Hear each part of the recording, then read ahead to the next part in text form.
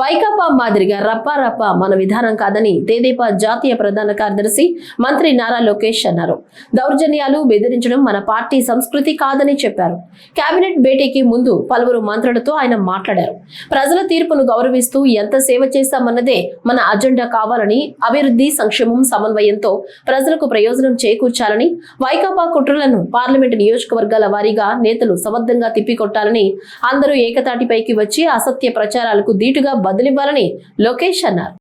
ఏకంగా నేను విశాఖపట్నానికి వచ్చినప్పుడు 5 సంవత్సరాల్లో లాంజ్ లో స్నాక్స్ కి సుమారుగా 25 లక్షల రూపాయలు ఖర్చు పెట్టానని ఒక టైటిల్ పెడతాం జరిగింది. చిన్నబాబు చిరుతిండి 25 లక్షలండి అనే టైటిల్ తో పక్కన ఫోటో పెట్టి ఏకంగా ఆనాడు ఆర్టికల్ వేశారు.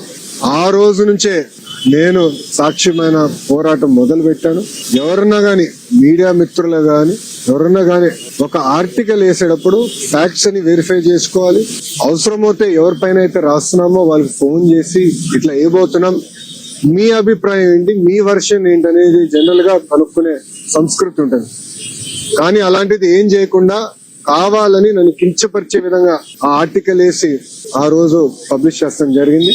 దానిపైన నేను సుమారుగా గత 6 సంవత్సరాలుగా నేను పోరాడుతున్నాను. ఇది 7వ నేను ఈ కేసు పైన విశాఖపట్నానికి వస్తాం. ఆ రోజు ద వీక్ అని వీక్లీ మ్యాగజైన్ కూడా ఆర్టికల్ వేస్తే నేను వాళ్ళకి నోటీస్ పంపించి ఆధారాలతో సహా, ఎందుకంటే ఏ డేట్స్ అయితే ఆర్టికల్ వేశారో ఆ రోజు నేను విశాఖపట్నంలో లేదని కూడా నేను నిరూపిస్తాం కూడా జరిగింది.